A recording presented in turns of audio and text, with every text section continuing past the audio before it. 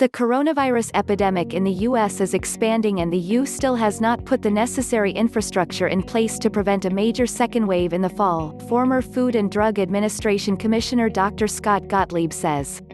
COVID-19 hospitalizations are on the rise in a number of states, Gottlieb told CNBC. Hospitalizations are a lagging indicator since it takes several weeks for someone to become sick enough to be admitted. But health officials say they are more telling than confirmed infections, which depend on the availability of testing. He said Tennessee, Arizona, Texas, Georgia, North Carolina, Minnesota, Wisconsin and Ohio have all seen hospitalizations rise. I don't think we have everything we need in place, he said in an interview Thursday on CNBC's Squawk Box. We're going to have the testing in place, the capacity to run the testing. I think we still have a challenge with the collection sites, moving the testing into places where people are at risk.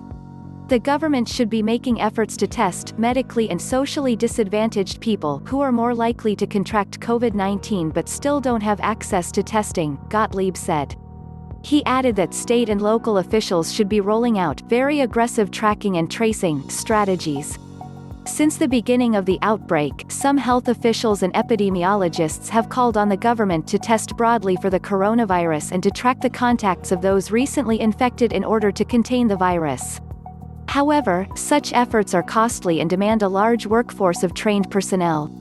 Gottlieb said there's not a uniform approach across the country when it comes to contact tracing efforts.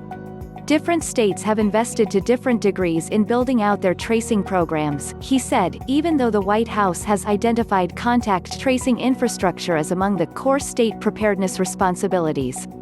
New York, the epicenter of the U outbreak, has committed to building out a contact tracing program in coordination with neighbors Connecticut and New Jersey. The state partnered with billionaire and former New York City Mayor Michael Bloomberg, the Johns Hopkins Bloomberg School of Public Health and the nonprofit Vital Strategies to recruit and train an army of contact tracers. Among New York's requirements for its phased reopening of regions, the state says municipalities should have at least 30 contact tracers for every 100,000 residents. That requirement has been met everywhere in the state except for New York City, according to the state. But without specific federal guidance, Gottlieb said other states are making their own decisions about how many tracers are needed and what their workload should entail. Without the necessary testing, tracing and isolation infrastructure in place, the U will likely see a resurgence of the virus in the fall.